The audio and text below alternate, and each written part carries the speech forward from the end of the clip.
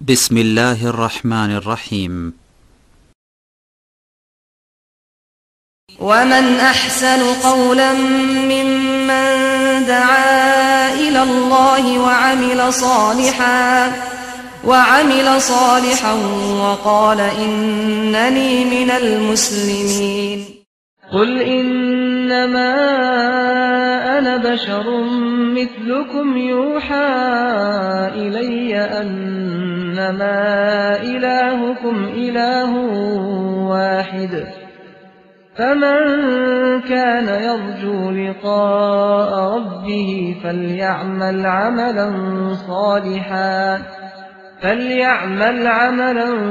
صالحا ولا يشرك بعبادة ربه أحدا.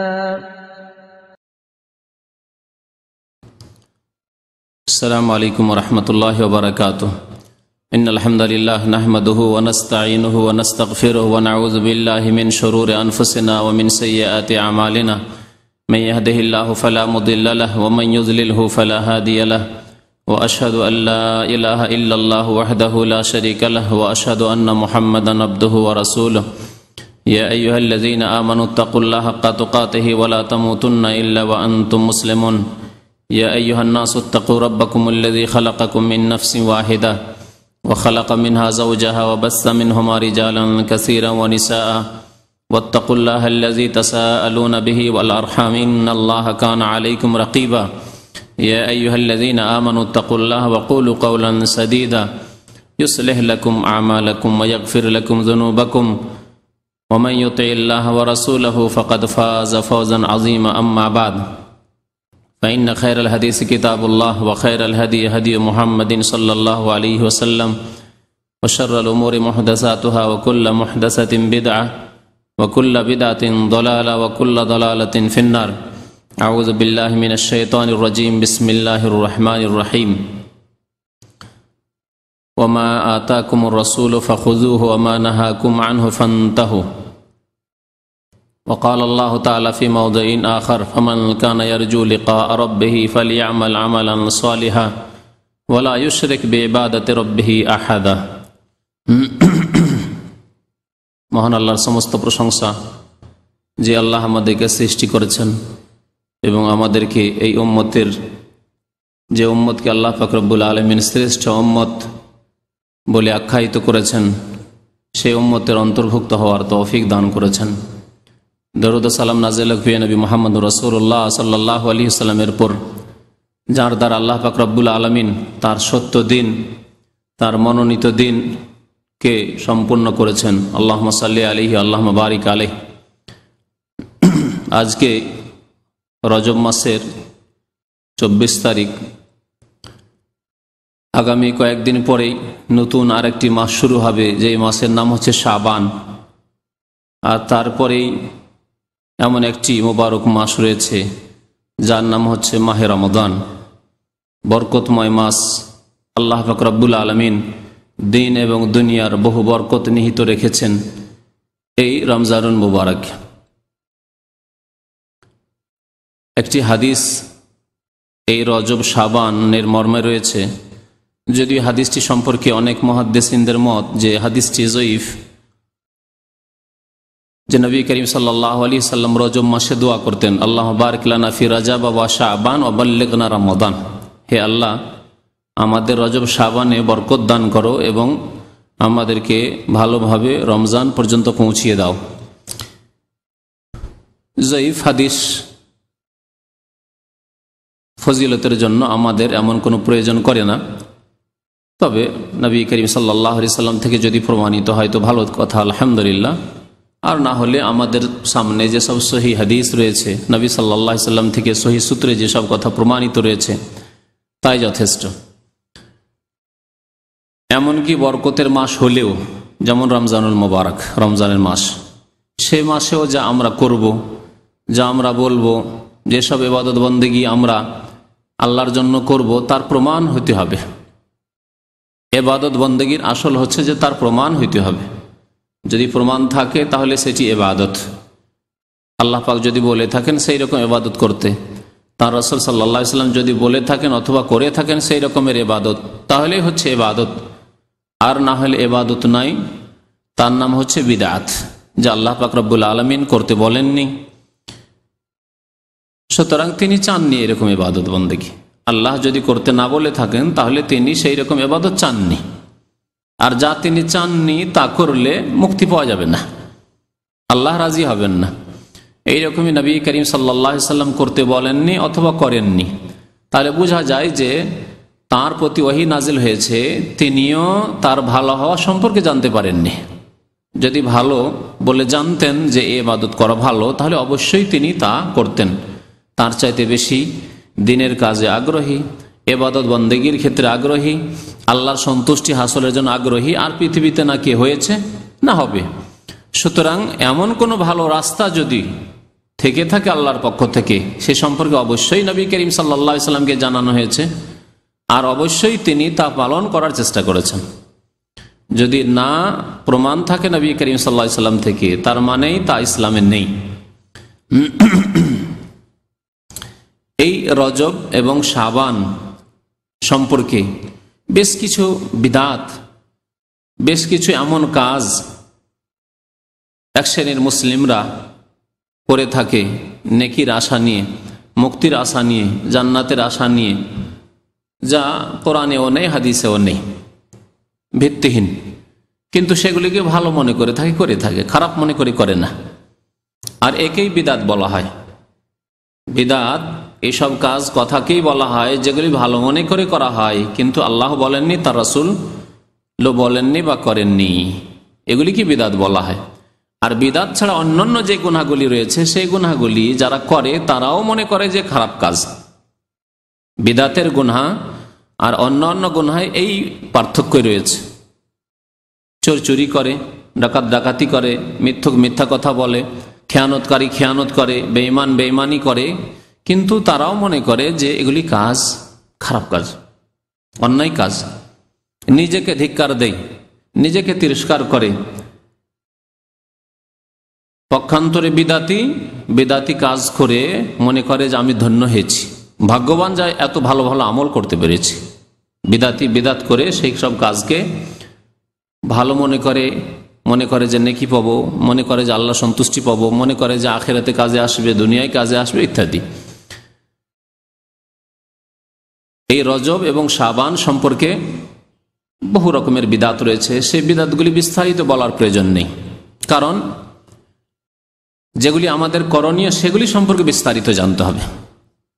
যা আমাদের জন্য করণীয় সে সম্পর্কে বিস্তারিত জানতে হবে, আর যা বর্জনীয় সে সম্পর্কে এতটুকু জানা যথেষ্ট যে এগুলি বর্জনীয়, এগুলি ঠিক নয়, এগুলি করা যাবে না, এতটাই যথেষ্ট। কারণ বিস্তারিত যেগুলি নেগেটিভ বস্তু, নেতিবাচক কাজ বা কথা, সেগুলি বিস্তারিত জানার দরকার নেই, কারণ সেগুলি ইসলাম নয়, ইসলাম বিরোধী কাজ। ইসলাম বিরোধী কাজ কথা সম্পর্কে এতটুকুই জানা যথেষ্ট যে এগুলি ইসলাম নয়, এগুলি ইসলাম বিরোধী কাজ। বিস্তারিত জেনে অনেক সময় ক্ষতি হতে পারে। অবৈধ কাজ, অন্যায় কাজ, হারাম কাজ, বিদাতি কাজ বা কথা সম্পর্কে বিস্তারিত জেনে অনেক সময় ক্ষতি হতে পারে। আর তা হচ্ছে যে অনেক সময় শয়তান ধোঁকা দিতে পারে যে কাজগুলি তো সুন্দর লাগছে। মানুষ যখন দিন থেকে অজ্ঞ হয়, কোরআন এবং সুন্নাহ সম্পর্কে জ্ঞান থাকে না, রাসূলুল্লাহ সাল্লাল্লাহু আলাইহি ওয়াসাল্লাম আদর্শ সম্পর্কে জ্ঞান থাকে না, তখন শয়তান, মানুষ শয়তান অথবা জিন শয়তান ধোঁকা দিতে পারে যে কাজ তো ভালো, হাদিসে না থাকলে কি হবে, আল্লাহ রাসূল নাহি করেননি, কিন্তু আমরা তো গুনাহগার, আমরা তো পাপী, সুতরাং এইসব কাজ করলে, মেহনত করলে কেন নেকি পাবো না? যার যেমন মেহনত তার তেমন ফল। এইভাবে মানুষকে পথভ্রষ্ট করতে পারে। এইভাবে বিদাতিরা, যারা অজ্ঞ, যারা দিন সম্পর্কে জ্ঞান রাখে না, তাদের বিদাতি মোল্লারা, জনসাধারণ যারা অজ্ঞ, তাদেরকে গোমরাহ করেছে। আর তারা ভাগ করে দিয়েছে নতুন নতুন কাজগুলিকে দুই ভাগে, অর্থাৎ বিদাতকে দুই ভাগে, বিদাতে হাসানা, বিদাতে সাইয়্যা। বিদাতে হাসানা মানে ভালো বিদাত, বিদাত হলে কি হবে? ভালো। বিদাতে হাসানা মানে এই হয় যে বিদাত হলে কি হবে? নতুন। বিদাত মানে নতুন, নতুন যদিও ধর্মে, কিন্তু হাসানা ভালো। সুতরাং যখন ভালো তো করলাম না হয়। আর বিদাতে সাইয়্যা মানে নতুন, আর সাইয়্যা মানে খারাপ, নতুন কিন্তু খারাপ। সুতরাং যেগুলি নতুন খারাপ সেগুলি করব না। এখন এর মাপকাঠি বা কোথায়, যে কোনটা নতুন ভালো আর কোনটা নতুন খারাপ, কি দিয়ে মাপবেন আপনি? আপনার কাছে দাঁড়িপাল্লা আছে, কি দিয়ে মাপবেন আপনি?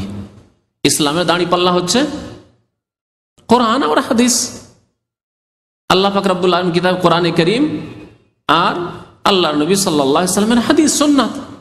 এ হচ্ছে দাঁড়িপাল্লা। এই দাঁড়িপাল্লাতে মাপতে হবে যে ভালো না মন্দ, ভালো বিদাত না মন্দ বিদাত। যদি মাপতে যান এই কোরআন এবং হাদিসের আলোকে, তো কোরআন হাদিস দিয়ে আল্লাহ স্পষ্ট করে দিয়েছেন কুল্লু বিদআতিন দালালাহ,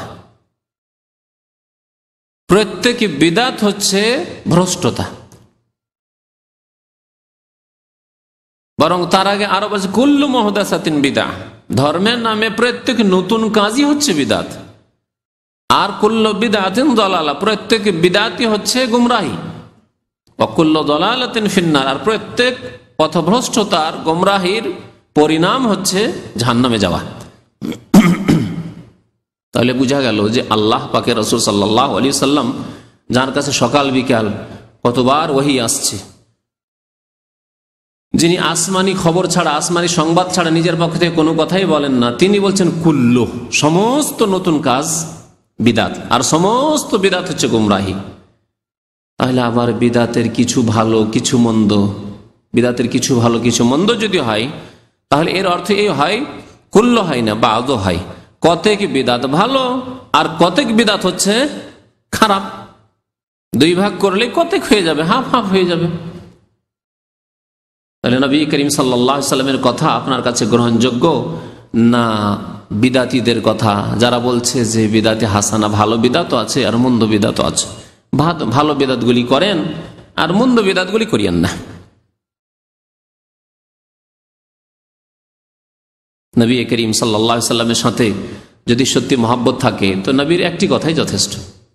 নবী করিম সাল্লাল্লাহু আলাইহি সাল্লাম শুধু একটি হাদিসে নেই, তো খুতবা, সুন্নতি খুতবায় নবী সাল্লাল্লাহু আলাইহি সাল্লাম প্রত্যেক খুতবায় বলতেন, ঈদের খুতবায়, জুমার খুতবায়, যে কোনো সাধারণ খুতবায়, বিয়ের খুতবায়, সমস্ত খুতবায় নবী করিম সাল্লাল্লাহু আলাইহি সাল্লাম খুতবাতুল হাজা, যে কোনো প্রয়োজনে খুতবা পড়তেন, খুতবায় বলতেন কুল্লু মুহদাসাতিন বিদআহ কুল্লু বিদআতিন দালালাহ।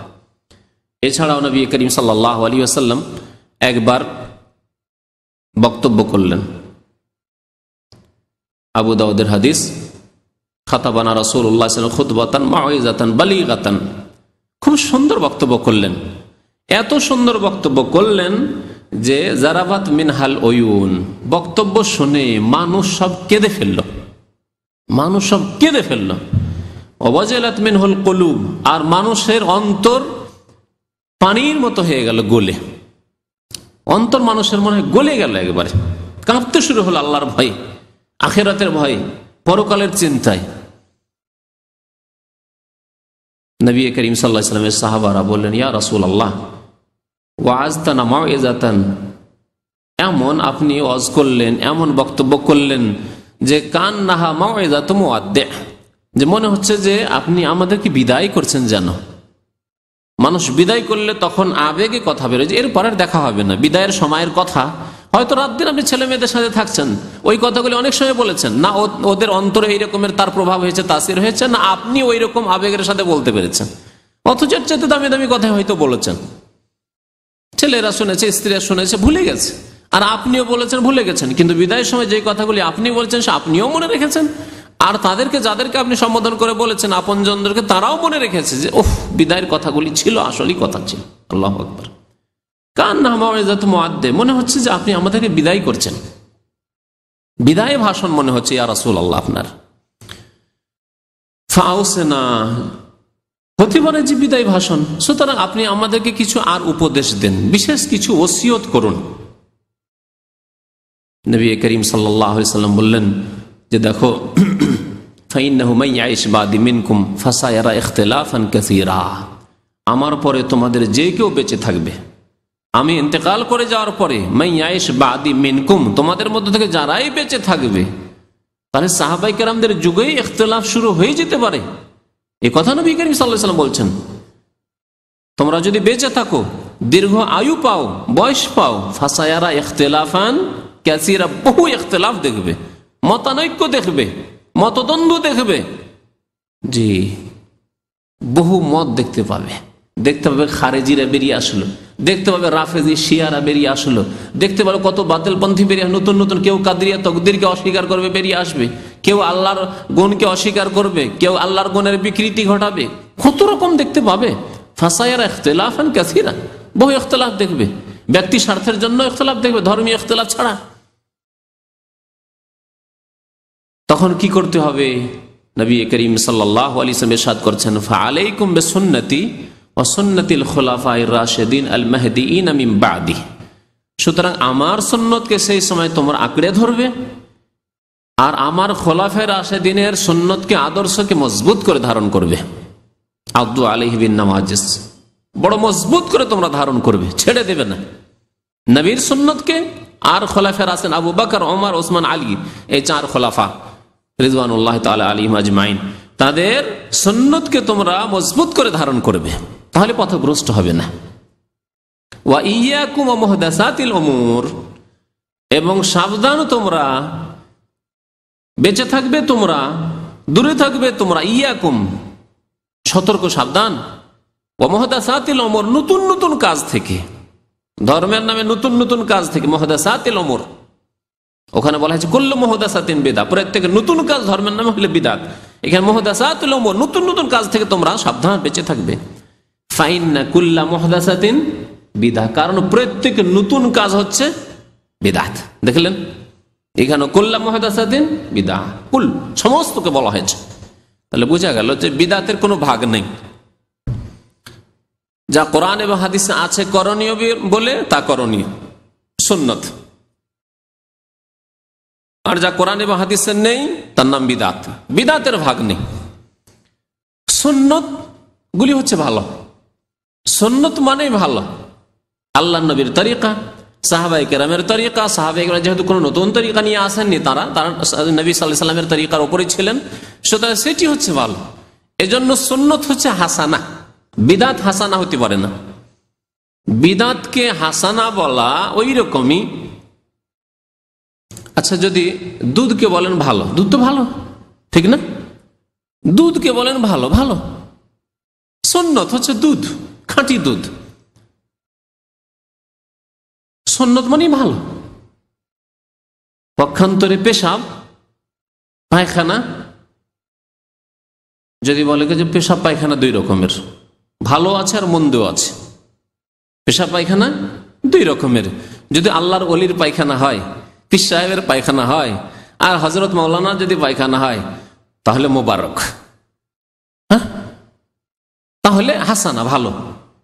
আর যদি বেনামাজির পায়খানা হয়, আধা নামাজির পায়খানা হয়, যদি গুনাহগারের পায়খানা হয়, ফাসেকের পায়খানা হয়, তাহলে সেটা খারাপ। মেনে নেবেন যে হুজুরজির পায়খানা, পীর কিবলার পায়খানা, আর শ্বশুর কিবলার পায়খানা, কিবলার তো অভাব নয় মাশাআল্লাহ, হ্যাঁ, মায়ের পায়খানা, বাবার পায়খানা, সেজন্য ভালো? কখনো ভালো না। পায়খানা নাপাক, পেশাব নাপাক, নাপাক। ওই রকম বিদআত মানে ধর্মের নামে নতুন কাজ, নতুন কাজ, সুতরাং মারদুতা, প্রত্যাখ্যাত। মা আয়েশা রাদিয়াল্লাহু তাআলা আনহার প্রসিদ্ধ হাদিস মুসলিম শরীফে রয়েছে, মান আমিলা আমালান লাইসা আলাইহি আমরুনা ফাহুয়া রাদ্দুন। যেই ব্যক্তি এমন কোন আমল করলো, আমল করলো না, নয় বেআমল নয়, বেনামাজি নয়, আমল করলো, তাহলে বোঝা গেল যে নামাজ পড়েও রোজা রেখেও যদি কেউ বিদআত করে, ভালো কর্ম করে, আমল করে, তার সাথে সাথে বিদআত করে, তাহলে যাবে জাহান্নামে। যেমন যাবে বেনামাজি, যেমন যাবে বেরোজগার, যেমন যাবে গুনাহগার, ফাসেক, তেমনি যাবে বিদআতি ফাসেক যারা, তারাও জাহান্নামে যাবে। মান আমিলা আমালান, যারা এমন কোন আমল করলো যে আমল লাইসা আলাইহি আমরুনা, সেই আমল আমার আদর্শ মোতাবেক নয়, নবী করিম সাল্লাল্লাহু আলাইহি ওয়াসাল্লাম সেই আমল করেননি, করতেও বলেননি, অনুমতি দেননি, এইরকম কোন আদর্শ ছেড়ে যাননি। আপনি ভালো বললেন যে রজব মাস, আর রজব মাসে শুনেছি নাকি যে সবে মেরাজ হয়েছে, আল্লাহর নবী মেরাজ গেছেন, সুতরাং আমরা তো আর মেরাজ যেতে পারবো না, তো আমাদের মেরাজ হচ্ছে কিছু আমল করা, আমাদের মেরাজ হচ্ছে কিছু আমল করা, সুতরাং কিছু ভালো আমল করি। যদি বলা হয় আল্লাহর নবী তো করেননি, আল্লাহর নবী না করলে কি হবে? তার ব্যাপার স্যাপার, আগের পরের গুনাহ মাফ, তার কথা আর আমাদের কথায়, কোথায় নেতাজি আর কোথায় পিয়াজির কথা বলছেন আপনি? এই কথাই তো বলেছিলেন তিনজন সাহাবী এসে, নবী করিম সাল্লাল্লাহু আলাইহি ওয়াসাল্লাম কিভাবে তাদেরকে শাসন করেছিলেন, তাই না? নবী সাল্লাল্লাহু আলাইহি ওয়াসাল্লাম হাদিসটি শেষ করি, মান আমেলা আমালান, যে ব্যক্তি এমন কোন আমল করলো যে আমল আমার আদর্শ মোতাবেক না, আমার সুন্নাত মোতাবেক নয়, ফাহুয়া রাদ্দুন, তা প্রত্যাখ্যাত, কবুল করবেন না। আল্লাহ কোনো ফল দিবেন না, ভালো ফল দিবেন না। হ্যাঁ, খারাপ ফল পাওয়া যাবে, বিদআত করলে জাহান্নাম পাওয়া যাবে, কারণ আল্লাহ রাসূল বলেছেন কুল্লু দালালাতিন ফিন্নার। মনে রাখতে হবে যে ইবাদত তখনই ইবাদত হবে যখন দুইটি শর্ত আপনি পেশ করতে পারবেন তার সাথে। ইবাদত তখনই ইবাদত হবে যখন দুইটি শর্তের সাথে আপনি ইবাদত পেশ করতে পারবেন। একটি হচ্ছে সেই কাজ, সেই আমল আল্লাহর জন্য করতে হবে। মানুষের জন্য যদি করেন, মানুষের জন্য করার বিভিন্ন অর্থ হইতে পারে, মানুষকে খুশি করার জন্য, মানুষের চাপে, মানুষের ভয়ে, অথবা মানুষের জন্য। মানুষ কি দিলেন আপনি? লোক দেখানো করলেন, লোকের ভয়ে করলেন, অথবা আল্লাহর জন্য একেবারেই করলেন না, আপনি আল্লাহ ছাড়া অন্যকেই দিলেন আপনি।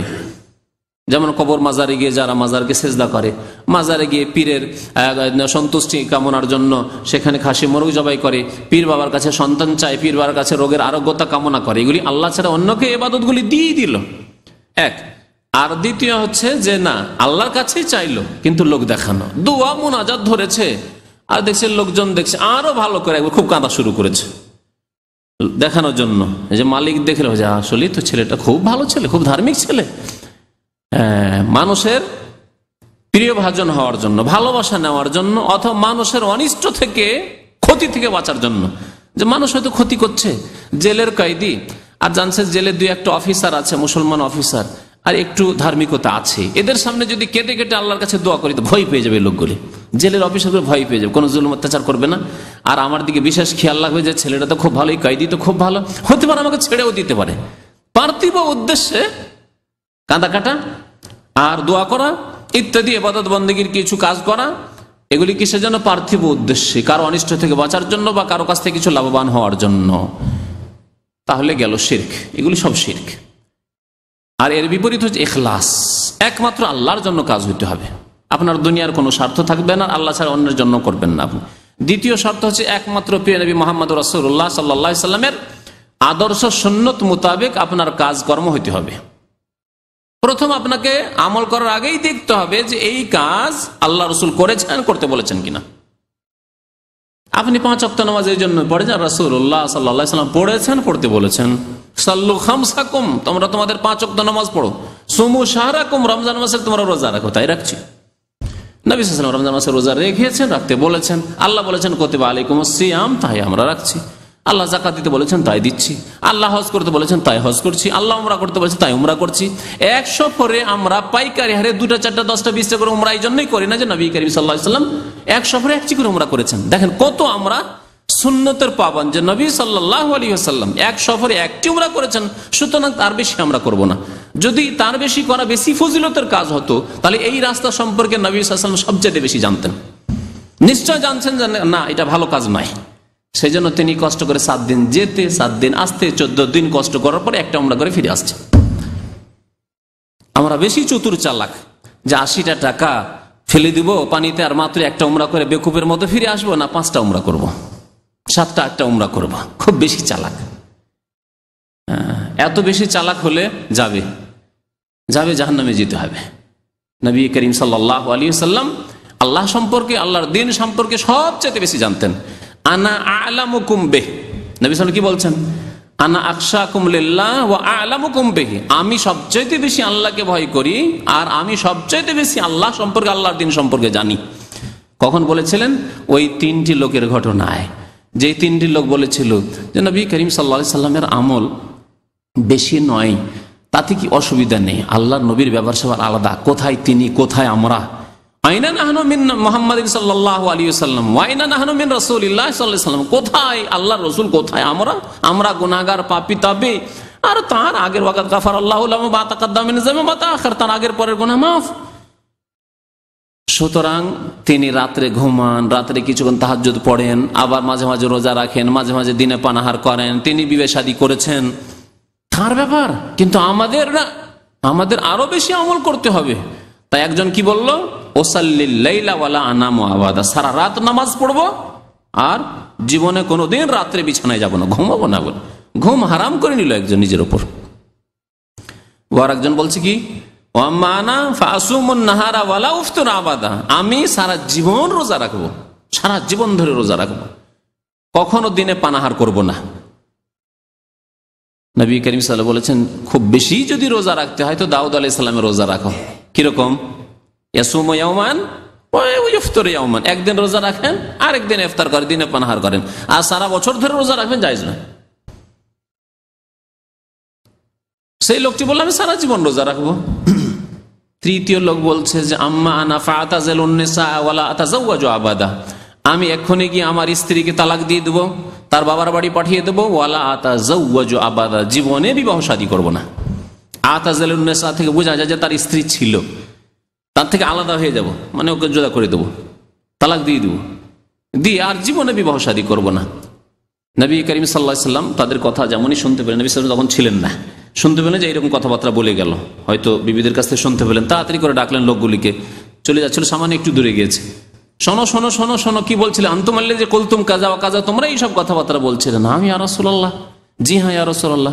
নবী করিম সাল্লাল্লাহু আলাইহি ওয়াসাল্লাম বললেন যে দেখো, এই কথাটি বলেছেন, আম্মা আনা, আমার কথা শুনে রাখো, যে আনা আখশাকুম লিল্লাহ, সবচেয়ে বেশি আল্লাহকে ভয় করি, তোমাদের চাইতে আল্লাহকে বেশি ভয় করি। সারা পৃথিবীর সবচেয়ে বেশি যিনি আল্লাহকে ভয় করেছেন তিনি মুহাম্মদুর রাসূলুল্লাহ সাল্লাল্লাহু আলাইহি ওয়াসাল্লাম। ওয়া আ'লামুকুম বিহি, আর সবচেয়ে বেশি আল্লাহ সম্পর্কে, আল্লাহর দিন সম্পর্কে জানি। তাহলে যেই ব্যক্তি আল্লাহর দিন সম্পর্কে সবচেয়ে বেশি জানেন, তিনি জানতেন না যে রজব মাসে কি করতে হবে? তিনি জানতেন না যে শাবান মাসে কি করতে হবে? তিনি করলেন না, তিনি করতে বললেন না, আর আমরা বুঝে নিলাম যে না, ভালো কাজ আরো আছে, করতে হবে। অথবা নবী করেননি তাই বলে আমাদের করতে হবে না। কত বড় গুমরাহি! লা তুকাদ্দিমু বাইনা ইয়াদাইল্লাহি ওয়া রাসূল, সূরা হুজরাতের 1 নম্বর আয়াত। আল্লাহ বলছেন, ইয়া আইয়ুহাল্লাযীনা আমানু, হে মুমিনগণ, লা তুকাদ্দিমু বাইনা ইয়াদাইল্লাহি ওয়া রাসূলিহি, আল্লাহ এবং রাসূলের আগে বাড়িও না। যে আল্লাহ করতে বললেন না, রাসূলও করতে বললেন না, আর তার আগে বেড়ে যাবে না, আমাদের আরো বেশি করতে হবে। লা তুকাদ্দিমু বাইনা ইয়াদাইল্লাহি ওয়া রাসূলিহি ওয়াত্তাকুল্লাহ, আল্লাহকে ভয় করো। যথেষ্ট, আল্লাহ যা চেয়েছেন তাই আদায় করতে পারেন না। নিজের হিসাব করেন যে কতদিন আপনার ফজরের জামাত ছুটছে, হিসাব করেন যে কতদিন আপনার তাকবীরে তাহরিমা ছুটছে। একদিনের আজকের হিসাবে 5 ওয়াক্ত নামাজ তাকবীরে তাহরিমা আউয়াল ওয়াক্ত সহ পেয়েছেন আপনি। মসজিদের হক, নবী সাল্লাল্লাহু আলাইহি ওয়াসাল্লাম বলছেন মসজিদে গিয়ে 2 রাকাত নামাজ পড়বে, পড়তে পেরেছেন আপনি তাহিয়াতুল মসজিদ 5 ওয়াক্ত না? এইরকম কত যে নেকির রাস্তা রয়েছে যেগুলি নবী করিম সাল্লাল্লাহু আলাইহি ওয়াসাল্লাম আমাদের মাঝে ছেড়ে গিয়েছেন, সেসবের আমরা পরোয়া করি না, সেসবের প্রতি ভক্তি নেই। বহু সুন্নত আমরা সাফ করে দিয়েছি, নেই দেশে, জানেই না মানুষ। তাহিয়াতুল মসজিদ আমার দেশের মানুষরা জানেই না, জানলে জানে যে একটা নামাজ আছে, কিন্তু আমলের দিক দিয়ে নেই, বরং এর বিরোধিতা আছে। বসতে হবে 1-2 মিনিট, তারপর উঠে নামাজ পড়া শুরু করবে, বিশেষ করে জুমার দিনে। আর নতুন নতুন বিদাতের রাস্তা খুলে রেখেছে।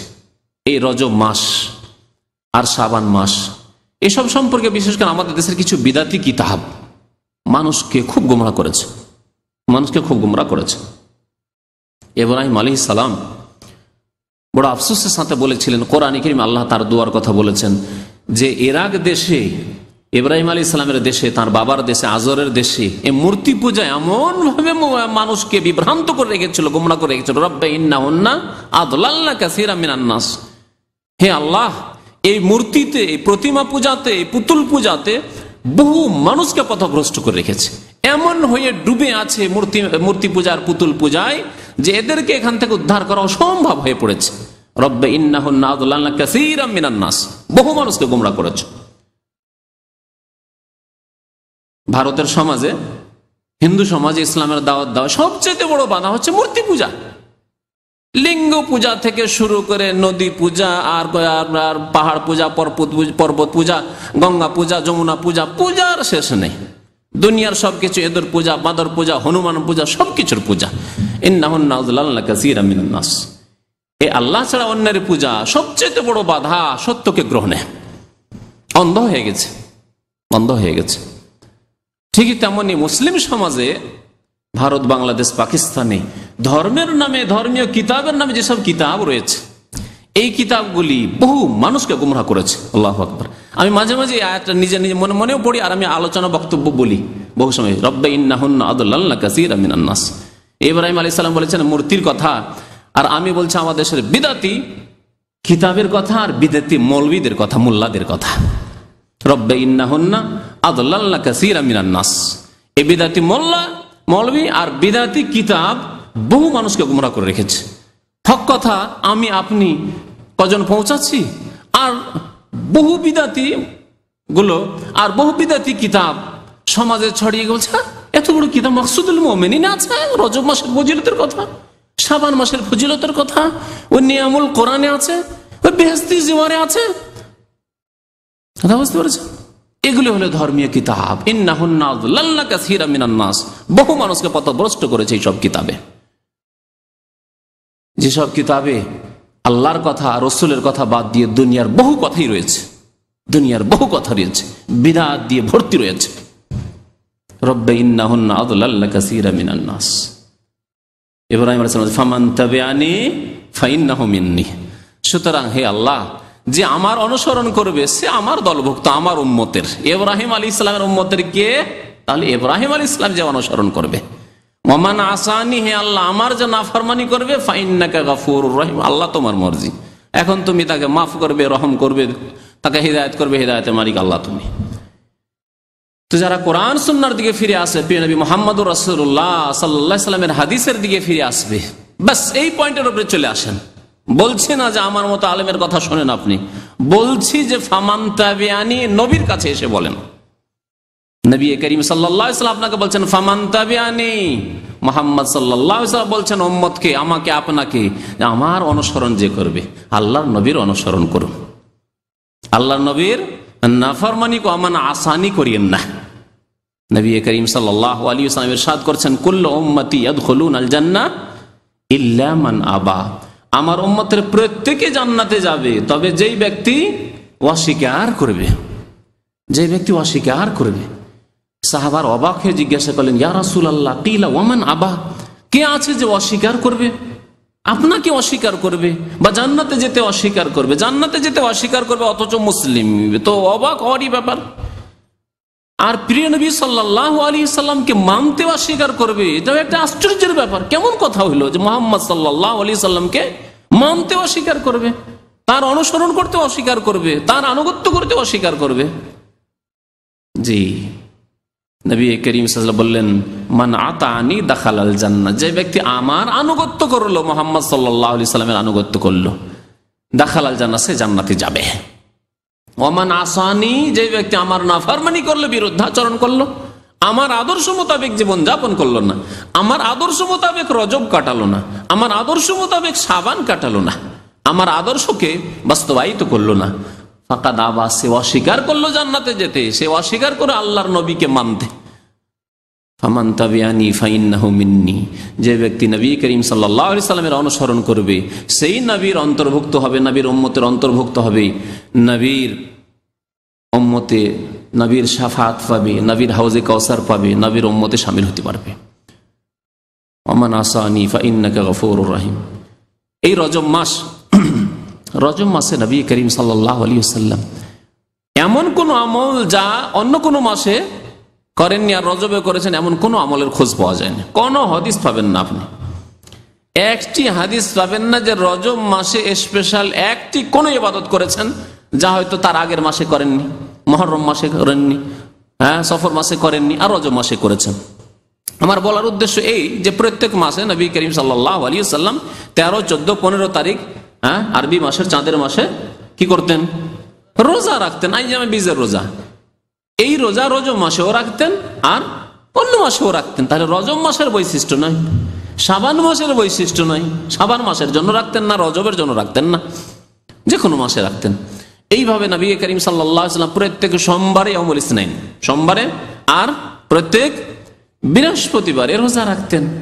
এই সোমবার বৃহস্পতিবার যেমন রজব মাসের সোমবার বৃহস্পতিবার রোজা রাখতেন, তেমনি শাবান মাসের সোমবার বৃহস্পতিবার রোজা রাখতেন, তেমনি মুহররম, সফর, রবিউল আউয়াল অন্য মাসের সোমবার বৃহস্পতিবারে রোজা রাখতেন।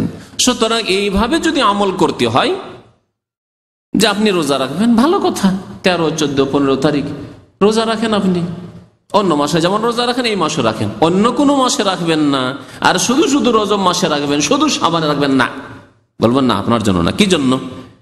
শাবানের স্পেশাল কোনো ফজিলত আছে যে শুধু এই মাসেই রাখবেন? না, এরকম করবেন না। প্রত্যেক মাসে রাখার চেষ্টা করেন যদি নবী করিম সাল্লাল্লাহু আলাইহি সাল্লামের সুন্নতের আপনি অনুসরণ করতে চান। এই রজব মাস সম্পর্কে আমাদের দেশের অনেকের ধারণা যে এই মাসে মেরাজ হয়েছে,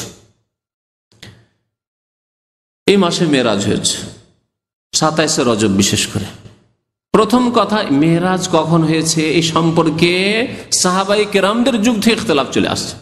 যদি এটি শরীয়তের ব্যাপার হতো যে মেরাজ 27শে রজবে হয়েছে আর সেই দিনটি মনে রাখতে হবে, মুখস্থ রাখতে হবে, তাহলে সাহাবায়ে কেরামরা যেমন ঈদুল ফিতর, ঈদুল আজহাকে মুখস্থ রেখেছেন, রমজান মাসের হেফাজত করে আমাদের পর্যন্ত পৌঁছেছেন, তেমনি এই রাতের সম্পর্কেও তারা একমত হয়ে আমাদের কাছে পৌঁছাতেন। ঈদুল ফিতর কখন হয়? প্রথম সওয়ালে, তাই না? ঈদুল আজহা কখন হয়? 10ই জিলহজ। এই সম্পর্কে কোনো ইখতিলাফ আছে কি? মতানৈক্য নেই। জিলহজ মাসে এত তারিখে ঈদুল আজহা হয় আর শাওয়াল মাসের এই তারিখে ঈদুল ফিতর হয়। এইরকমই যদি এটি ইবাদতের রাত হইতো বা দিন হইতো, মেরাজের রাত, তাহলে সাহাবায়ে কেরাম কখনো এটাকে ভুলে যেতেন না, মনে রাখতেন। তারা আমাদের পর্যন্ত নকল করতেন, উম্মত পর্যন্ত পৌঁছাতেন। সিরাতুন নবীর কিতাব যদি রাহিকুল মখতুম পড়েন, দেখবেন তাতে 5টিরও বেশি মত আছে এই শবে মেরাজ নিয়ে। মেরাজ কখন হয়েছে এই নিয়ে বহু মত রয়েছে, তখন থেকে ইখতিলাফ চলে আসছে। যারা সিরাত রচনা করেছেন, নবীর জীবনে লিখেছেন, তাদের এই নিয়ে ইখতিলাফ চলে আসছে। তাহলে বোঝা গেল যে প্রথম কথা সাব্যস্ত নয় যে এই রজব মাসে হয়েছে। কোন মাস হয়েছে আল্লাহ পাক জানে। কেউ বলেছে রমজানে, কেউ বলেছে অন্য মাসে, কেউ বলছে অন্য মাসে, নানা মত। আর যদি মেনেই নেওয়া হয় যে রজব মাসে হয়েছে আর 27শে রজবেই হয়েছে, তাহলে এখন প্রশ্ন, তাহলে আমাদের করণীয় কি? 27শে রজবে মেরাজই হইল ধরে নিলাম, রজব মাসেই মেরাজ হইল ধরে নিলাম, তাহলে আমরা করব কি? এর জবাব কে দেবে? আমরা নিজেরা দেব না আল্লাহর নবীর কাছ থেকে নেবেন? আল্লাহর কাছ থেকে নেবেন। আল্লাহ পাক রব্বুল আলামিনের কাছ থেকে জবাব নেন, ওমা আতাকুমুর রাসূলু ফাখুযুহু, রাসূল যা তোমাদেরকে দিয়েছেন তা নিয়ে নাও, গ্রহণ করো। নবী যদি দিয়ে থাকেন যে নবী সাল্লাল্লাহু আলাইহি ওয়াসাল্লামের মেরাজ হয়েছে, মেরাজ হয়েছে, এতে কোনো সন্দেহ নেই, কিন্তু কখন হয়েছে তাও জানলাম না, মেনেই নিলাম যে হ্যাঁ 27শে রজবে হয়েছে। তারপরে করব কি? তাহলে আল্লাহ বলছেন ওমা আতাকুমুর রাসূল, কিছু দিয়ে যান। রাসূল যদি কিছু দিয়ে থাকেন স্পেশাল, যে মেরাজের রাতে প্রত্যেক বছরে নবী সাল্লাল্লাহু আলাইহি ওয়াসাল্লামের মেরাজ থেকে ফেরার পরে প্রত্যেক বছরে একবার করে মেরাজের রাত ফিরে এসেছে, নবী সাল্লাল্লাহু আলাইহি ওয়াসাল্লাম যা দিয়েছেন এই মর্মে ফাখুযুহু, তা নেও, তোমরা আমল করো। ওমা নাহাকুম আনহু, আর যেসব কাজ কথা থেকে নিষেধ করেছেন ফান্তাহু, বিরত থাকো। নবী করিম সাল্লাল্লাহু আলাইহি ওয়াসাল্লাম ধর্মের নামে নতুন কাজ থেকে বাধা দিয়েছেন, সাবধান করেছেন। ওয়া ইয়াকুম ওয়া মুহদাসাতিল উমুর, নতুন কাজ থেকে তোমরা সাবধান, দূরে থাকো।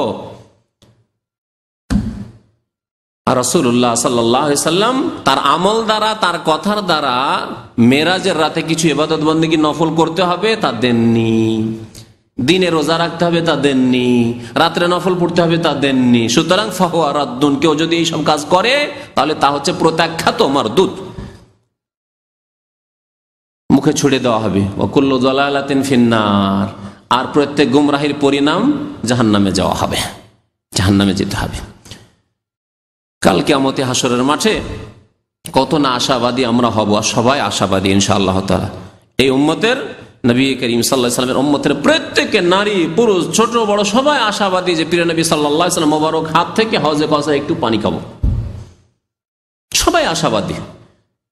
কিন্তু আশা করলেই পাওয়া যায় না, আশা মোতাবেক কর্ম করতে হবে। আশা যদি করেন যে খুব ভালো বাড়িতে বাস করব, আশা যদি করেন যে ভালো একটা পরিবারে বিয়ে শাদী করব, আশা যদি করেন যে আমি দুনিয়াতেও সুখী হব, আখেরাতেও সুখী হব, তো কিছু কাজকর্ম করতে হবে। জাহেল মূর্খ, নামাজ পড়তে জানেন না, আর বলছেন অমুকের বাড়ি অমুক পরিবারে, ইসলামিক পরিবারে আমি বিয়ে করব।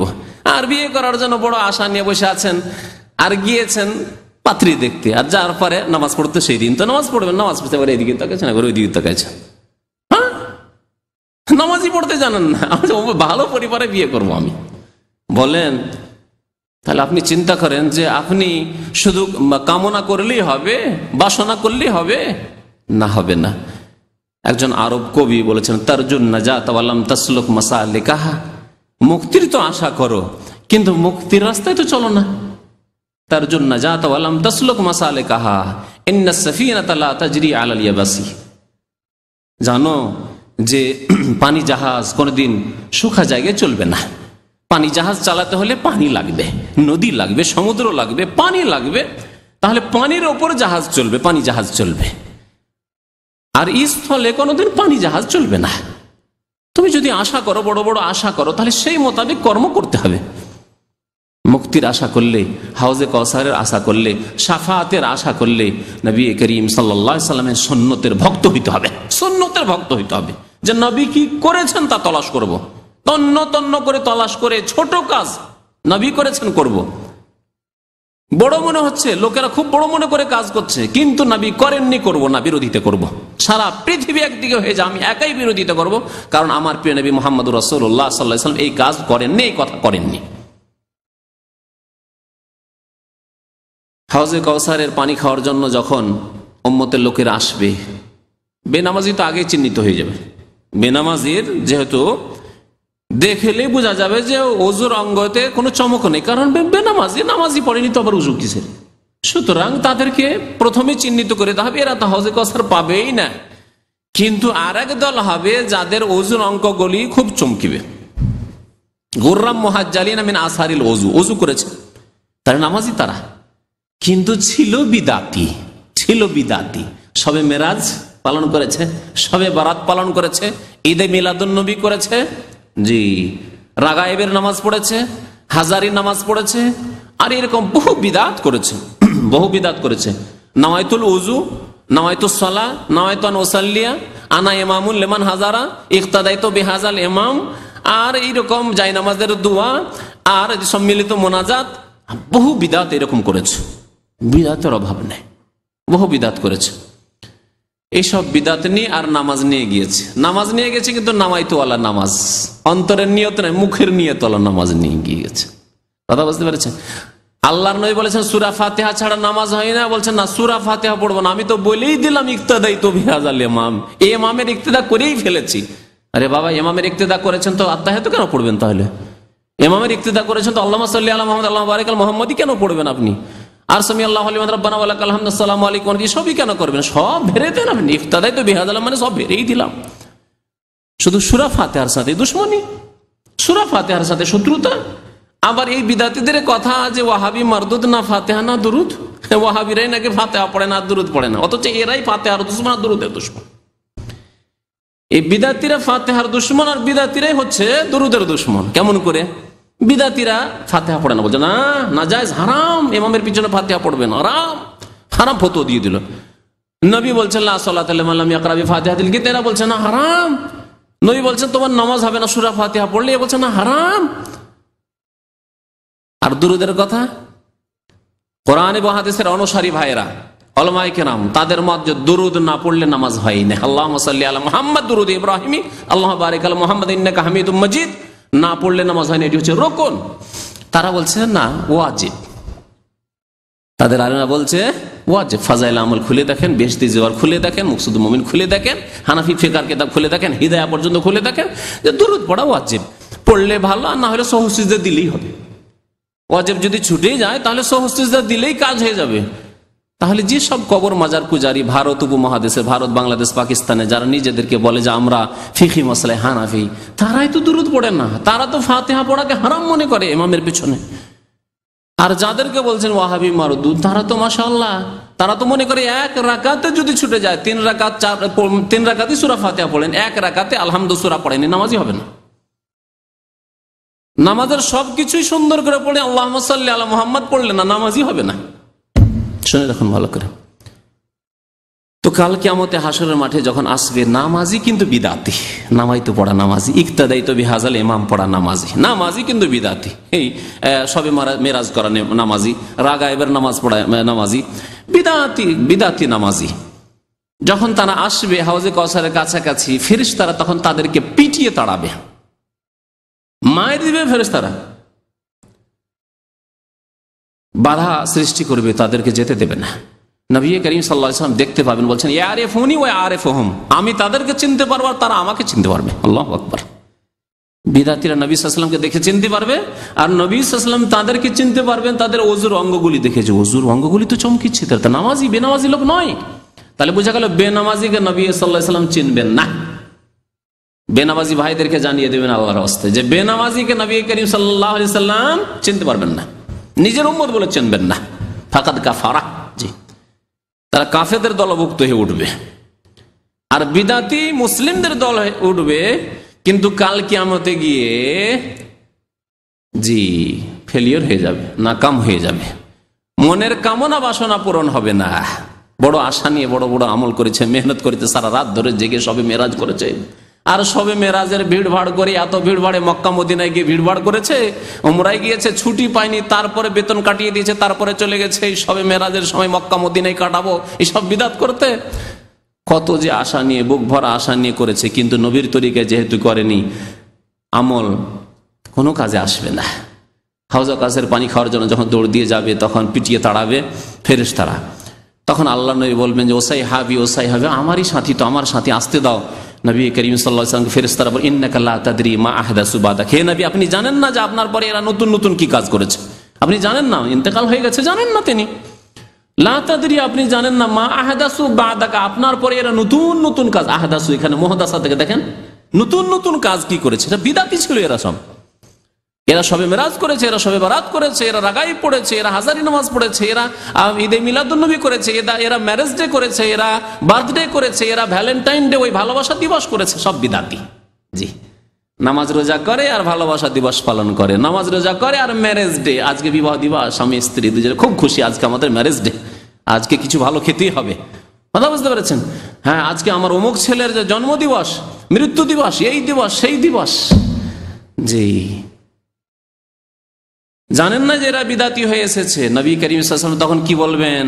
আর বলবেন, অনুরোধ করবেন যে যাক আসতে দাও, নামাজ তো পড়েছে, নামাজ তো পড়েছে, আমার উম্মতের লোক, যাক বিদাত করেছে করেছে, তারা মহব্বত নিয়ে তো করেছে, আসতে দাও। এই কথা বলবেন না, বলবেন সোহকান সোহকান, তাড়িয়ে দাও, তাড়িয়ে দাও এদেরকে। লেমান বাদ্দালা দিনী, আমার দিনকে যারা বদলিয়ে দিয়েছে, পরিবর্তন করে দিয়েছে। লেমান গাইয়ারা বাদি, অন্য হাদিসে রয়েছে, আমার পরে যারা ধর্মকে পরিবর্তন করে দিয়েছে। ধর্মে ছিল না নামাইতো, নামাইতো ঢুকিয়েছে। ধর্মে ছিল না ইক্তাদাইতো বিহাজাল ইমাম, ঢুকিয়েছে। ধর্মে ছিল না ঈদে মিলাদুন্নবী, ঢুকিয়েছে। ধর্মে ছিল না ম্যারেজ দিবস, ঢুকিয়েছে। ধর্মে ছিল না বার্থডে, তা ঢুকিয়েছে। ধর্মে ছিল না সবে মেরাজ, তা ঢুকিয়েছে। ধর্মে ছিল না সবে বারাত, তা ঢুকিয়েছে। হ্যাঁ, দ্বীনে ইসলামে লাইলাতুল কাদার, সবে কাদার আছে। দ্বীনে ইসলামে লাইলাতুল কাদার আছে। আর তা কখন? রমজান মাসে, রমজান মাসের শেষ 10 দিনের বেজোড় রাতগুলিতে। আল্লাহ ইন্না আনজালনা ফি লাইলাতুল কদর বলেছেন। কোথাও আছে লাইলাতুল বারাআ, হ্যাঁ শবে বারাত, লাইলাতুল বারাআ মানে শবে বারাত আছে। ইন্না আনজালনা ফি লাইলাতুল মেরাজ, লাইলাতুল মেরাজ বলে কোথাও আছে? নেই কোথাও। আল্লাহ বলেছেন কোরআন নাযিল হয়েছে রমজান মাসে, সুতরাং রমজান মাসের একটি রাতের ফজিলত, ওই একটি রাতের সন্ধানের জন্য 5টি রাত মেহনত করে থাকি আমরা। নবী করিম সাল্লাল্লাহু আলাইহি ওয়াসাল্লাম 5টি রাত মেহনত করতে বলেছেন। এছাড়া রজব মাসে এমন কোনো দিন নেই, এমন কোনো রাত নেই যা ফজিলত রাখে। এইরকমই মনে রাখেন, রজব মাসে ওমরার হিড়িক পড়ে যায়, খুব ওমরার ভিড় ভাড়, টিকিট পাওয়া যায় না। আমাদের এক ভাই এসে বলেন যাবেন, উনি তো টিকিটই পাচ্ছেন না, সিট নেই। বিদাতিদের ওমরার ভিড় ভাড় চলছে। আপনারা সুন্নতির একটু ছেড়ে দেন, অন্য সময় যান, কেন বিদাতিদের সহযোগিতা করা হবে। ওরসের মেলায় মুশরিকেরা আর বিদাতিরা ভিড় ভাড় করে, আপনি যদি বলেন যে আমি একটু দেখতে যাবো যে কি তামাশা হচ্ছে, তাহলে বাতিলের সাহায্য সহযোগিতা করেন। কেন যাবেন ওই সব জায়গায় শিরকের আড্ডায়? হিন্দুর মন্দিরে আপনি যাবেন, সংখ্যা বাড়ালে একজন তো বাড়লো আপনি যাওয়ায়। ওই রকমই আপনি মুশরিক কবর পূজারীদের আপনি ওরসে মাজারে গিয়ে আপনি যখন গেলেন একজন, অথচ শিরক বিদাত করার জন্য যাননি, তামাশা দেখার জন্য গেছেন, তো আপনি তো একজনের সংখ্যা বাড়িয়ে দেন। লোকজন বলে এত লোক হয়েছিল, আপনার মতো 10-20 জন 50 জন আসলে তো আরো সংখ্যা বাড়বে। বাতিলের সহযোগিতা করা হবে এইভাবে। সুতরাং বিদাতপন্থীদের সহযোগিতা না, ইচ্ছা করে আপনি এই সময় এই সপ্তাহে উমরা যাবেন না, যাবেন না। কারণ এক ভ্রান্ত ধারণা দিয়ে নিয়ে যাওয়া হচ্ছে যে এই রজব মাসে আর এই শবে বারাতের না শবে মেরাজের সময়, এই মেরাজের দিনগুলিতে বা রাতগুলিতে যদি উমরা করা যায় তো বড় সওয়াব রয়েছে। না, রজব মাসের কোন উমরা নবী করিম সাল্লাল্লাহু আলাইহি ওয়াসাল্লাম করেননি। নবী সাল্লাল্লাহু আলাইহি ওয়াসাল্লাম সম্পর্কে মা আয়েশা রাদিয়াল্লাহু তাআলা কি বলছেন শুনেন। মা আয়েশা বলছেন ওয়ামা আ'তামারা তানি রাসূলুল্লাহ সাল্লাল্লাহু আলাইহি ওয়াসাল্লাম ফি রাজাব কাত্তু, নবী করিম সাল্লাল্লাহু আলাইহি ওয়াসাল্লাম রজব মাসে কখনো উমরা করেননি। বুখারীর হাদিস, মুসলিম শরীফের হাদিস, বুখারী মুসলিম শরীফের হাদিস। কখনো নবী সাল্লাল্লাহু আলাইহি ওয়াসাল্লাম রজব মাসে উমরা করেননি। আর সারা বিশ্বের বিদাতি মুসলিমদের ভিড় ভাড় মক্কা আর মদিনায়। দেখছেন কোন পথে রয়েছে অধিকাংশ মানুষ, জাহান্নামে যেতে আগ্রহী বিদাতি। নবী সাল্লাল্লাহু আলাইহি ওয়াসাল্লাম সুন্নতের কথা বললে কোনো পরোয়া করে না। নবী সাল্লাল্লাহু আলাইহি ওয়াসাল্লাম 4টি উমরা করেছেন, 4টি উমরাই ছিল জিলকাদ মাসে। একটি উমরা ছিল যে হুদাইবিয়ার সন্ধির সময় রাস্তা থেকে ফিরে আসলেন, ওঁট জবাই করে কোরবানি করে রাস্তা থেকে, যেহেতু মক্কার কাফেরা ঢুকতে দিল না। 6ষ্ঠ হিজরি, 7ম হিজরিতে উমরাতুল কাজা, যে 3 দিন থাকলেন মক্কায় আর উমরা করলেন, তাও ছিল জিলকাদ মাসে। আর তারপরে আপনার মক্কা বিজয়ের পরে হুনাইনের যুদ্ধ আর তাইফের যুদ্ধ, এইসব জিয়ারানার থেকে যে উমরা করেছেন নবী করিম সাল্লাল্লাহু আলাইহি ওয়াসাল্লাম, রাতারাতি ওই আরেকটি উমরা হুনাইনের গনিমতের ধন সম্পদ ভাগ বন্টন করার পরে। আর 4 নম্বরের উমরা করেছেন নবী করিম সাল্লাল্লাহু আলাইহি ওয়াসাল্লাম হজের সাথে, হজে কিরানের সাথে উমরা করেছিলেন বিদায় হজের সময় 10ম হিজরিতে। এই 4টি উমরা 4 বারে নবী করিম সাল্লাল্লাহু আলাইহি ওয়াসাল্লাম করেছেন। সুতরাং এছাড়া এমন কোন আমল নেই। নবী করিম সাল্লাল্লাহু আলাইহি সাল্লামের আমল রজব মাসে কিছু নেই। এইভাবে শাবান মাসের 15 তারিখের দিন আর রাত বিশেষ ফজিলতের মনে করা হয়। এই মর্মে বেশ কিছু হাদিস আছে, সে হাদিসগুলির সবগুলি প্রায় হয় জাল মওযু, খুব সংক্ষেপে শুনে রাখেন, আর না হলে জয়ীফ। জাল মিথ্যা মওযু হাদিস, আর না হলে জয়ীফ হাদিস। একটি হাদিস রয়েছে যে হাদিসটিকে কিছু কিছু মুহাদ্দিসিনরা হাসান বলেছেন, সহিহ তো বলেননি, হাসান বলেছেন। তারও বিভিন্ন সূত্র রয়েছে, তারও বিভিন্ন সূত্রগুলি জয়ীফ রয়েছে। তার মধ্যে 2-1টি সূত্রকে নিয়ে বলা হয়েছে যে হাদিসটি হাসান হতে পারে। সে হাদিসে ফজিলত আছে, কিন্তু এ কথা বলা হয়নি যে ওই রাতে আপনারা বেশি বেশি ইবাদত করুন, এ কথা বলা হয়নি। হাদিসটি শোনায় আপনাদেরকে। ইবনে মাজাহ হাদিসটি রয়েছে, মুসনাদে আহমদে রয়েছে। ইন্নাল্লাহা লা ইয়াত্তালিউ ফি লাইলাতিন নিসফি মিন শাবান, আল্লাহ পাক রব্বুল আলামিন শাবানের 15 তারিখে সারা পৃথিবীর দিকে দেখেন। আল্লাহ দেখেন বান্দাদের দিকে। ফায়াগফিরু লিজামিই খালকিহি, সুতরাং সমস্ত সৃষ্টিকে আল্লাহ মাফ করেন, মানে মুসলিমদেরকে মাফ করেন, মুসলিম জিন মুসলিম মানুষকে আল্লাহ মাফ করেন। ইল্লা লিল মুশরিক আও মুশাহিন, তবে আল্লাহ 2 শ্রেণীর মানুষ এবং 2 শ্রেণীর জিনকে আল্লাহ মাফ করেন না। কারণ জিন এবং ইনসানের জন্য দ্বীন ইসলাম নাযিল হয়েছে, ঠিক না? সুতরাং জিন ইনসানের, সমস্ত মাখলুক মানে জিন ইনসানের কথাই বলতে হবে। 2 শ্রেণীর মানুষকে আল্লাহ মাফ করেন। ফায়াগফিরু লিজামিই খালকিহি, সমস্ত সৃষ্টিকে আল্লাহ মাফ করেন, তবে 2 শ্রেণীর মানুষকে আল্লাহ মাফ করেন না, 2 শ্রেণীর জিনকে আল্লাহ মাফ করেন না। এক হচ্ছে মুশরিককে আল্লাহ মাফ করেন না। সুতরাং মাজারপন্থী যে ব্যক্তি, যে মনে করে যে ওলিয়া উলিয়ার কাছ থেকে পাওয়া যায়, মাজার থেকে পাওয়া যায়, চাদর চড়ালে পাওয়া যায়, খাসি মুরগ জবাই করলে পাওয়া যায়, তাদেরকে মাফ করেন না। যারা তাবিজ বাঁধে হাতে গলায়, তাদেরকে আল্লাহ মাফ করেন না। মুশরিক যেহেতু শিরক করলো, মুশরিককে আল্লাহ মাফ করেন না। আর কাকে মাফ করেন না? তাহলে মুশরিককে মাফ করেন না। যত কাফের রয়েছে, সে জিন কাফের হোক আর মানুষ কাফের হোক, সমস্ত কাফের মুশরিকের অন্তর্ভুক্ত, কাফেরকে মাফ করেন না। আর মুসলিমদের মধ্যে থেকে যাদের আকীদা আমলে শিরক ঢুকেছে, তারাও এর থেকে বেরিয়ে চলে গেল। তাহলে বাঁচলো কে? একমাত্র মুমিন, তাই না? মুমিন যাদের আকীদা আমলে শিরক নেই, তাদেরকে শুধু আল্লাহ মাফ করবেন। আবার মুমিনদের মধ্যে যাদের আকীদা আমলে শিরক নেই, তাদেরকে মধ্যে থেকেও এক শ্রেণীর লোককে আল্লাহ মাফ করবেন না। তারা কারা? মুশাহিন, যারা অন্তরে শত্রুতা বিদ্বেষ রাখে। নামাজি, শিরিক করেন না, আকীদায় শিরিক নেই, আমলে শিরিক নেই, কিন্তু অন্তরে শত্রুতা রাখেন কোন মুসলিম ভাই সম্পর্কে, কোন মানুষ সম্পর্কে বিদ্বেষ রাখেন, হিংসা রাখেন। তাহলে অন্তরে যদি শত্রুতা থাকে, হিংসা থাকে, বিদ্বেষ থাকে, অথচ আপনি নামাজি মানুষ, অথচ শিরিক করেন না, অথচ তাবিজ ব্যবহার করেন না, অথচ কোন রকমের শিরিক না, ছোট শিরিক করেন না, বড় শিরিক করেন, আল্লাহ ছাড়া অন্যের কসম করেন না, ইত্যাদি, শিরিক থেকেও বেঁচে আছেন আপনি, মাশাআল্লাহ। কিন্তু অন্তরে যেহেতু শত্রুতা রয়েছে, কোন মানুষকে, মুসলিমকে বরদাস্ত করতে পারেন না আপনি, কারো উন্নতিকে বরদাস্ত করতে পারেন না আপনি, কারোর সাথে আপনি মিলেমিশে থাকতে পারেন না আপনি, শত্রুতা বিদ্বেষ, কথা বলেন না, দেখলে দূরে সরে যান তাকে, তাহলে আল্লাহ মাফ করবেন না। এই হাদিসটিকে হাসান বলেছেন আল্লামা আলবানী রহমতুল্লাহ আলাই। কিন্তু এই হাদিসে কি বলা হয়েছে যে এই রাত জেগে জেগে ইবাদত করো? আল্লাহ এই রাতে মাফ করেন মুশরিক আর যারা শত্রুতা রাখে, এই 2 শ্রেণীর মানুষ বাদ দিয়ে বাকি মুমিনদেরকে মাফ করেন। তার মানে এই যে রাত জেগে ইবাদত করেন, নবী সাল্লাল্লাহু আলাইহি ওয়াসাল্লাম এই হাদিস বলেছেন, কিন্তু তিনি রাত জেগে ইবাদত করেননি। নবী সাল্লাল্লাহু আলাইহি ওয়াসাল্লাম এই হাদিস বলেছেন, কিন্তু দিনে তিনি রোজা রাখেননি। আর এই মর্মে যে হাদিস আমাদের দেশের মানুষরা পেশ করে থাকে, তাও ইবনে মাজাতে রয়েছে, তিরমিজিতে রয়েছে, যে নিসফে শাবান আসলে সুমু নাহারাহা ওয়া কুমু লাইলাহা, তোমরা রাত্রে কিয়াম করিও, তাহাজ্জুদ পড়িও। এই সবে 15 শাবানের, তাতেও লাইলাতুল বারাত, শবে বারাত বলা হয়নি, শবে বারাত নামটি তারা দিয়েছে। নিসফে শাবান যদি আসে তাহলে কি করো, তোমরা রাত্রে কিয়াম করিও, তাহাজ্জুদ পড়িও, ও সুমু নাহারাহার, দিনে রোজা রাখিও। এই হাদিসটি সম্পর্কে অধিকাংশ মুহাদ্দিসিনে কেরামরা বলেছেন যে হাদিসটি যঈফ শুধু নয়, মওযু, জাল হাদিস, জাল হাদিস। সুতরাং এসব জাল কথাবার্তার পিছনে না ছুটে আমভাবে নবী করিম সাল্লাল্লাহু আলাইহি ওয়াসাল্লাম যেসব ফজিলতের কথা বলেছেন তার উপর আমল করেন। নবী করিম সাল্লাল্লাহু আলাইহি ওয়াসাল্লাম শাবান সম্পর্কে কি করতেন, কয়েকটি হিদায়াত রয়েছে শাবান সম্পর্কে। শাবান মাস চলে আসলে, শাবান মাস যেহেতু কাছে আসছে, 1 সপ্তাহ কম আছে, 5-6 দিন আর সময় আছে, তারপরে শাবান মাস।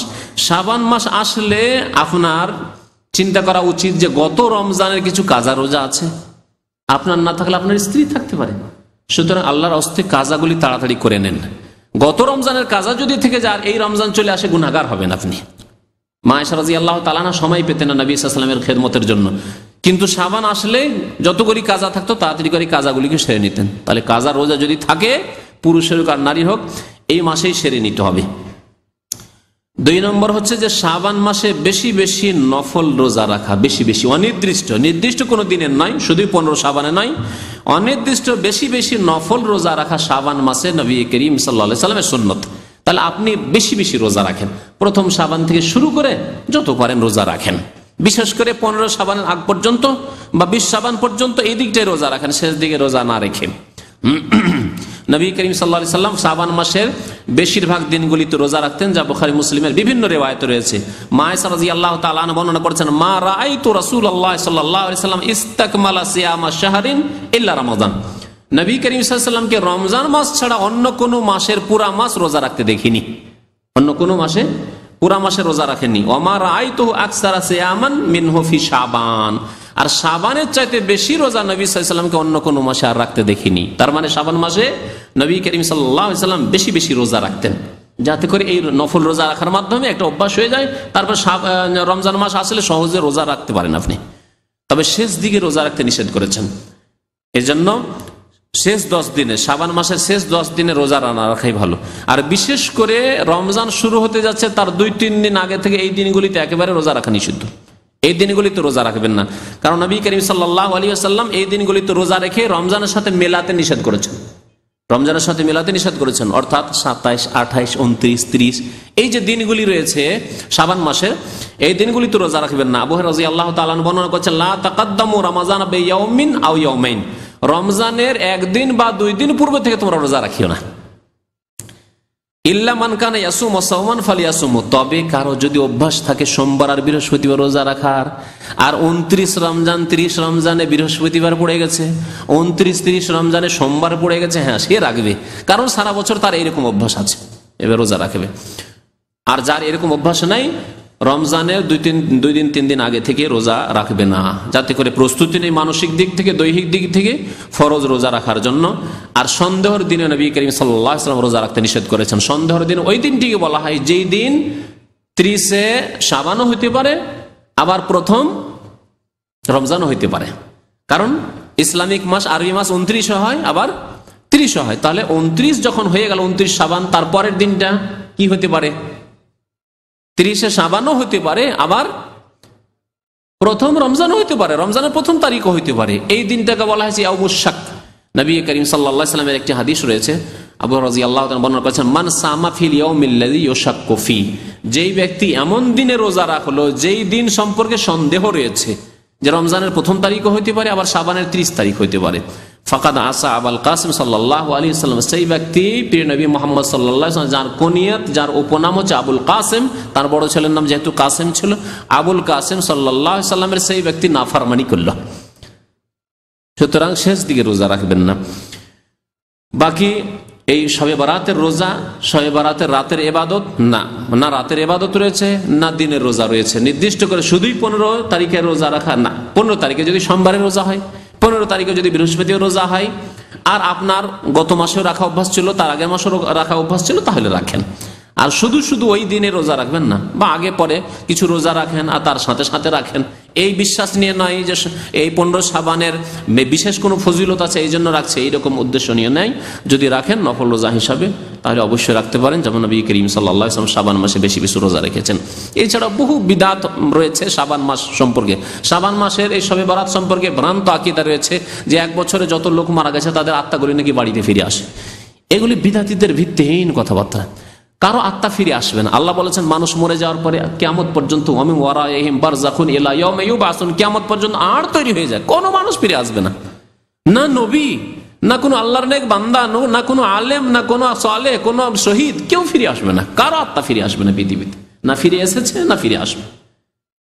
ইলা ইয়াউমি ইউবআসুন, কিয়ামত পর্যন্ত আর বারযাখ আর তৈরি হয়ে যায়। তাহলে বারযাখী জীবনে তারা আছেন। বারযাখী জীবনে আল্লাহর নিয়ামত, আল্লাহর নেক বান্দা যদি হন, আম্বিয়া রাসূল সিদ্দিক শুহাদা সালেহিন যদি আল্লাহর নেক বান্দা জান্নাতি হন, তাহলে আল্লাহর বহু নিয়ামত পাচ্ছেন তারা। কিন্তু তারা কোনোদিন বা তাদের আত্মা কোনোদিন পৃথিবীতে ফিরে আসবে না। আর এই জন্য হালুয়া রুটি তৈরি করা, আর বিধবাদের সেজে সুজে বসা, যে আমার স্বামী আজকে আসবে, দেখে যাবে, দর্শন করে যাবে, সব হিন্দুদের থেকে এসছে। তারপরে কবরস্থানগুলিকে আলোকিত করা, আগরবাতি মোমবাতি দিয়ে ইত্যাদি সব বিদআত রয়েছে, বহু বিদআত রয়েছে যা ভারত উপমহাদেশে রয়েছে। হিন্দুদের পাশাপাশি বাস করে আমরা অনেকেই কালেমা তো পড়েছি, কিন্তু আমরা আদর্শের পরিবর্তন ঘটাইনি, আমরা আমলের কর্মের পরিবর্তন ঘটাইনি। আল্লাহ যেন আমাদেরকে নেক আমলের তৌফিক দান করেন, শিরক থেকে, বিদআত থেকে, কুসংস্কার থেকে বেঁচে থাকার তৌফিক যেন দান করেন, নবী করিম সাল্লাল্লাহু আলাইহি ওয়াসাল্লামের সুন্নতকে ভালোবাসার, সুন্নত মোতাবেক চলার যেন তৌফিক দান করেন। আমিন ইয়া রাব্বাল আলামিন। সাল্লাল্লাহু আলা নবিয়িনা মুহাম্মদ ওয়া আলা আলিহি ওয়া সাহবিহি আজমাইন।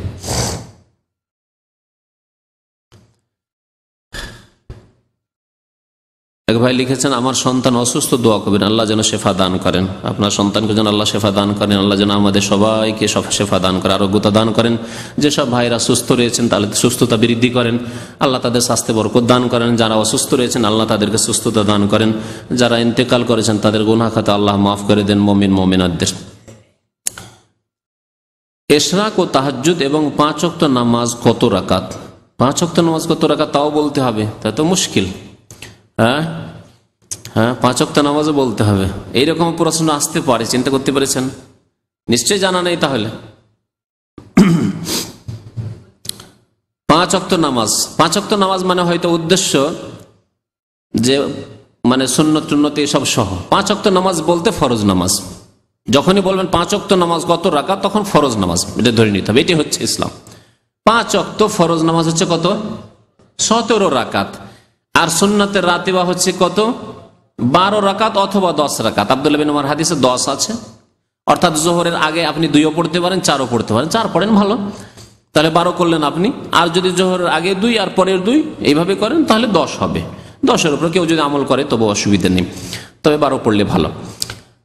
আর তাহলে হয়ে গেল 17 আর 12। 17 আর 12 কত রাকাত হইল? 29। আর বেতর হচ্ছে, বেতর কত রাকাত? 1 টাকা এখনো মানে গ্রহণ করতে চান না আপনারা। যদি 3 বলেন তার মানে তার কমে নেই, আর যদি বলেন 1 অথবা 3 অথবা, তাহলে ঠিক আছে, সুন্নত এইভাবে বলবেন। কারণ নবী সাল্লাল্লাহু আলাইহি ওয়াসাল্লাম বহু সময়, 1 2 বার না, আওতারা বিওয়াহিদা, আওতারা বিওয়াহিদা, আওতারা বিওয়াহিদা, বহু হাদিস আছে। তাহলে এই উপেক্ষা করা শুধু এই জন্য যে কোনো এক মাযহাবে এক কোন নামাজ নাই সেই জন্য না, মোটেই ঠিক না। নবী করিম সাল্লাল্লাহু আলাইহি ওয়াসাল্লামের হাদিসে আছে।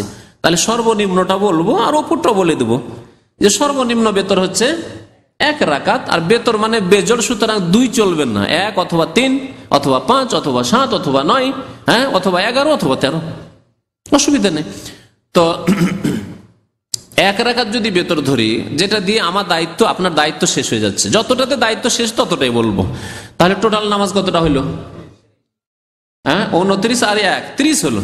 30 রাকাত নামাজ পড়লে আপনার দায়িত্ব খালাস হয়ে গেল। তাহাজ্জুদ যদি পড়েন তাহলে তাহাজ্জুদ আর কত রাকাত রয়েছে? জি, 1 রাকাত যদি বেতর 10 করেন, কারণ 11 রাকাত তাহাজ্জুদ পড়া উত্তম, বেতর সহ 11 পড়া উত্তম, সবচাইতে ভালো। যদিও 9ও পড়া যায়, 13ও পড়া যায়, 7ও পড়া যায় সর্বনিম্ন। তাহলে আর 10 রাকাত বাড়িয়ে দিলাম, তাহলে টোটাল কত রাকাত হলো? 40 রাকাত নামাজ। এই জন্য অনেক গবেষক ওলামারা বলেছেন নবী করিম সাল্লাল্লাহু আলাইহি সাল্লাম শত শত রাকাত নামাজ পড়ার সুন্নত রেখে যাননি। সারা জীবন নবী সাল্লাল্লাহু আলাইহি ওয়াসাল্লাম আমল ছিল দৈনিক 40 রাকাত নামাজ পড়া। আমি যে হিসাবটা করলাম কত সূক্ষ্ম হিসাব দেখেন, 40 একবার হুব হয়ে গিয়ে 40 ফিট হয়ে যাচ্ছে। নবী সাল্লাল্লাহু আলাইহি ওয়াসাল্লাম দৈনিক 40 রাকাত নামাজ পড়তেন। খুব সহজ হিসাব, 17 রাকাত ফরজ, 12 রাকাত সুন্নাতে রাতেবা, আর 1 রাকাত বেতর, আর 10 রাকাত হচ্ছে, বা নবী সাল্লাল্লাহু আলাইহি ওয়াসাল্লাম যেহেতু তাহাজ্জুদ সহ পড়তেন 11 রাকাত, হ্যাঁ না 17 আর 12 হয়ে গেল, আর 11, তাহলে 40 হলো। এই 40 রাকাত নামাজ নবী করিম সাল্লাল্লাহু আলাইহি ওয়াসাল্লাম পড়তেন। আর কখনো কখনো নবী করিম সাল্লাল্লাহু আলাইহি ওয়াসাল্লাম দুহার নামাজ পড়েছেন, সব সময় নয়, এগুলি অতিরিক্ত। জি, ইশরাক পড়েছেন, অতিরিক্ত এগুলি। যে আর বুজুর্গানের দিনের নামে কে নাকি 1 রাতে 1000 রাকাত, কে 300, কে 500, কে 700, এগুলি তো নবী সাল্লাল্লাহু আলাইহি ওয়াসাল্লামের আদর্শ নয়, এত সংখ্যা নামাজ পড়া। সুতরাং এগুলি বেশি কিসসা কাহিনী বয়ান করা আর শোনা, এগুলি কোনো ভালো কাজ নয়। কারণ নবী করিম সাল্লাল্লাহু আলাইহি ওয়াসাল্লাম চাইতে বড় আদর্শ ব্যক্তি আর পৃথিবীতে না কেউ ছিল না হবে। নবী করিম সাল্লাল্লাহু আলাইহি ওয়াসাল্লাম আপনার জন্য যথেষ্ট। একজন মানুষ যদি তাহাজ্জুদ পড়তে পারে, এর চাইতে বড় নফল ইবাদত আর কিছু নেই। নফল ইবাদত সর্বোত্তম ইবাদত হচ্ছে কিয়ামুল লাইল, যার কথা আল্লাহ ইয়া আইয়ুহাল মুযাম্মিল কুমিল লাইলা ইল্লা, কোরআনে আল্লাহ বয়ান করেছেন ওয়ামিনাল লাইলি ফাতাহাজ্জাদ বিহি, তাহাজ্জুদ পড়ো, সুবহানাল্লাহ। হ্যাঁ, ওয়াল মুস্তাগফিরিনা বিল আসহার, ভোর রাতে আল্লাহর ইবাদত বন্দেগী করো। হ্যাঁ, বুঝতে পেরেছেন? বহু আয়াতে এরকম রয়েছে, তাতাজাফা জুনুবুহুম আনিল মাদাজি ইয়াদউনা রাব্বাহুম খাওফান ওয়া তামআ, বিছানা ছেড়ে দিয়ে তারা ইবাদত বন্দেগী করে। সুবহানাল্লাহ। কোরআনে কারীমে আল্লাহ তাহাজ্জুদের প্রশংসা করেছেন। তো যদি নফলি পড়তে হয়, তাহাজ্জুদ যথেষ্ট আপনার জন্য, যা নবী করিম সাল্লাল্লাহু আলাইহি ওয়াসাল্লাম নিয়মিত পড়তেন ফরজ নামাজের মতো, যথেষ্ট। সংখ্যা বাড়াবেন, এই অমুক অমুক অমুক বুজুর্গ 100 পড়েছেন, অমুক বুজুর্গ 200, 300, 500 পড়েছেন, এসব করার দরকার নেই।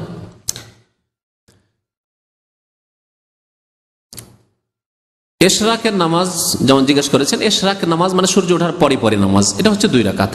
তাহাজ্জুদের নামাজ বললাম, তাহাজ্জুদের নামাজ সর্বনিম্ন হচ্ছে বেতর সহ 7, আর সবচেয়ে বেশি সময় নবী সাল্লাল্লাহু আলাইহি ওয়াসাল্লাম যা পড়তেন তা হচ্ছে 11, 8 পড়ার পরে 3 পড়ে 11 পড়েন, অথবা 10 পড়ে 1 করে 11 করেন, আর কখনো কখনো 13 পড়েছেন, যা রয়েছে হাদিসে। 11-এর উপর আমল করে সবচেয়ে ভালো।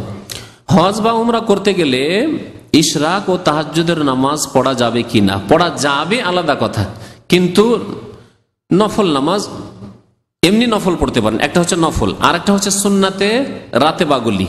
ফরজ নামাজের আগে এবং পরে যে সুন্নতগুলি রয়েছে, ফরজ নামাজের আগে আর পরে যে সুন্নতগুলি 12 রাকাত রয়েছে, সেই সুন্নত সম্পর্কে নবী করিম সাল্লাল্লাহু আলাইহি ওয়াসাল্লাম ফজর নামাজের 2 রাকাত সুন্নত ছাড়া আর কোনো সুন্নত পড়তেন না। মাসলা ভালো করে বুঝে নেন। এই সুন্নতগুলি যেহেতু এর সাথে সম্পর্কিত, রিলেটেড ফরজ নামাজের সাথে, ফরজ নামাজের সাথে সম্পর্কিত সুন্নতগুলির ফজরের সুন্নত ছাড়া, ফজরের আগে 2 রাকাত সুন্নত, এই সুন্নত ছাড়া আর বেতর ছাড়া অন্য কোনো সুন্নত পড়তেন না। বাকি কতক নফল আছে যেগুলি এইরকম নয়, নফল আপনার কখনো কখনো পড়লেন, হয়তো এইরকম আপনি মনে করছেন যে মোবারক জায়গায় এসেছি, মসজিদে হারামে আছি, মসজিদ নববীতে আছি, সুতরাং নফল পড়বো, পড়তে পারেন, কোনো অসুবিধা নেই, পড়েন। ইশরাকের নামাজ পড়েন আপনি, জোহর নামাজ পড়ে, চাস্তের নামাজ পড়েন আপনি, কোনো অসুবিধা নেই। রাত্রে ভোর রাত্রে এখন আজান হয়নি, চলে এসছেন মসজিদে হারামে, হইলে তো তওয়াফ করবেন, তওয়াফ করাই বেশি ভালো। তওয়াফ করতে পারছেন না হয়তো, নামাজ পড়েন আপনি, বা দোয়া করেন আপনি, কোরআন তেলাওয়াত করেন আপনি, সবই করতে পারেন। মসজিদে নববীতে, সেখানে তো আর তওয়াফ নেই, মসজিদ নববীতে ভোর রাতে রাত 3টার সময় দরজা খুলে দিয়েছে, চলে এসছেন, আলহামদুলিল্লাহ, তো আপনি নামাজ পড়েন, অসুবিধা নেই। মানে নফল নামাজ এভাবে পড়তে পারেন। তবে নবী সাল্লাল্লাহু আলাইহি ওয়াসাল্লাম সফরে কখনো তাহাজ্জুদ পড়তেন না, সফরে তাহাজ্জুদ পড়তেন না। জি, সাল্লাল্লাহু আলাইহি ওয়া সাল্লাম মুহাম্মদ ওয়া আলা আলিহি ওয়া সাহবিহি আজমাইন।